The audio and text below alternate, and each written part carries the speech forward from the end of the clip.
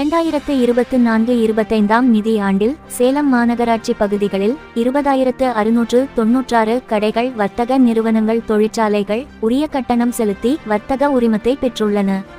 இதன் மூலம் 97,89,000 ரூபாய் வருவாய் கிடைத்துள்ளதாக அதிகாரிகள் தெரிவித்துள்ளனர். உரிமம் பெறாதவர்கள் தற்போது இணையதளம் வாயிலாக மனு செய்து மாநகராட்சியால் நிர்வகிக்கப்பட்ட கட்டணங்களை இணைய வழியிலேயே செலுத்தி வணிக உரிமத்தை பதிவிறக்கம் செய்து கொள்ளலாம் என சேலம் மாநகராட்சி சார்பில் தெரிவிக்கப்பட்டுள்ளது. சேலம் கோட்டை மைதானத்தில் சேலம் மாநகர் மாவட்ட காங்கிரஸ் கமிட்டி சார்பாக மாபெரும் கண்டன ஆர்ப்பாட்டம் நடைபெற்றது.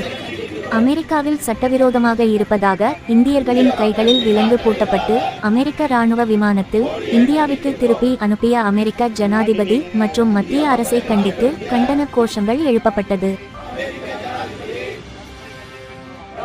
ஆத்தூர் அடுத்த காட்டுக்கோட்டை பகுதியில் அமைந்துள்ள வடசென்னிமலை திருக்கோவிலில் தைப்பூச திருவிழாவை முன்னிட்டு பாலமுருகன் சன்னதியில் திருக்கல்யாணம் நடைபெற்றது.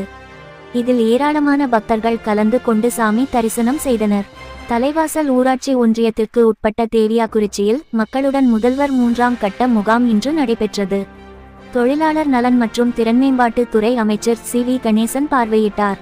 இந்த முகாமில் பெறப்பட்ட மனுக்கள் மீது உடனடியாக நடவடிக்கை எடுக்கப்பட்டு நலத்திட்ட உதவிகள் வழங்கப்பட்டது. பொதுமக்களிடம் பேசிய அமைச்சர், இந்தியாவிலேயே தமிழகம் தான் வேளாண்மை துறைக்கு அதிகளவு பட்ஜெட் ஒதுக்கி முன்னோடியாக திகழ்கிறது என தெரிவித்தார். பிப்ரவரி 7ஆம் தேதி கொத்தடிமை தொழிலாளர் ஒழிப்பு முறை உறுதிமொழி ஏற்பது வழக்கம். அதன்படி இன்று மாவட்டம் முழுவதும் கொத்தடிமை தொழிலாளர் ஒழிப்பு உறுதிமொழியினை அரசு அலுவலகங்கள், காவல் ஆணையாளர் அலுவலகங்களில் ஏற்கப்பட்டது. மனிதநேய மக்கள் கட்சியின் 17ஆம் ஆண்டு துவக்க விழாவை முன்னிட்டு மாவட்டம் முழுவதும் நிர்வாகிகள் கட்சி கொடி ஏற்றி பொதுமக்களுக்கு இனிப்புகளை வழங்கினர். புதிய நிர்வாகிகள் சேலம் மாநகர காவல் ஆணையர், துணை ஆணையாளர் மற்றும் சேலம் டவுன் காவல் நிலைய ஆய்வாளர் சந்திரகலாவை நேரில் சந்தித்து வாழ்த்துக்கள் பெற்றனர். அரசு பள்ளிகளில் ஆண்டு விழாவினை சிறப்பாக கொண்டாட தமிழக அரசு அறிவுறுத்தியதை தொடர்ந்து மாவட்டத்தில் உள்ள அரசு பள்ளிகளில் ஆண்டு விழா சிறப்பாக கொண்டாடப்பட்டு வருகிறது. நரசிங்கபுரம் அரசினர் உயர்நிலைப் பள்ளியில் ஆண்டு விழாவை முன்னிட்டு பல்வேறு போட்டிகள் நடைபெற்றது. போட்டியில் வெற்றி பெற்ற மாணவ மாணவிகளுக்கு நகர்மன்ற தலைவர் அலெக்சாண்டர் பரிசுகள் வழங்கினார். சின்னம்மநாயக்கன் பாளையத்தில் அரசினர் உயர்நிலைப் பள்ளியில் ஆண்டு விழா சிறப்பாக கொண்டாடப்பட்டது. சேலம் மாவட்டம் கெங்கவல்லி ஒன்றியத்திற்கு உட்பட்ட நடுவலூர் ஊராட்சியில் உள்ள பொதுமக்களுக்கு அடிப்படை வசதிகள் இல்லை என்றும் குடிநீர் சரியாக வழங்கப்படவில்லை என்று இன்று காலை 9 மணி அளவில் 5வது வார்டு பொதுமக்கள் சாலை மறியலில் ஈடுபட்டதால் பரபரப்பு ஏற்பட்டது. இதனால் போக்குவரத்து பாதிப்பு ஏற்பட்டது. கெங்கவல்லி போலீசார் சமாதானம் செய்ததால் சாலை மறியல் கைவிடப்பட்டது. சேலம் ரெட்டியூர் ஸ்ரீ மாரியம்மன் திருக்கோவில் திருவிழாவை முன்னிட்டு மாரியம்மனுக்கு சிறப்பு அலங்காரம் செய்யப்பட்டது.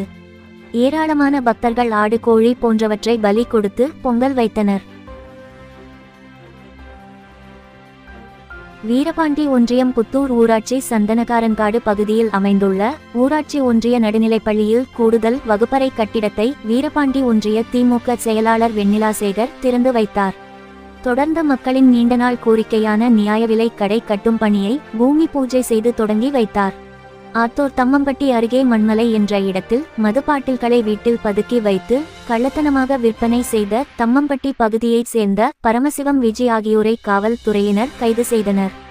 அவர்களிடமிருந்து 750 மதுபாட்டில்களையும் பறிமுதல் செய்தனர். தமிழகத்தில் 12ஆம் வகுப்பு பொதுத்தேர்வு மாணவர்களுக்கான செய்முறை தேர்வுகள் தொடங்கியது. பிப்ரவரி 14ஆம் தேதிக்குள் செய்முறை தேர்வுகளை முடிக்க பள்ளி கல்வித்துறை உத்தரவிட்டுள்ளது.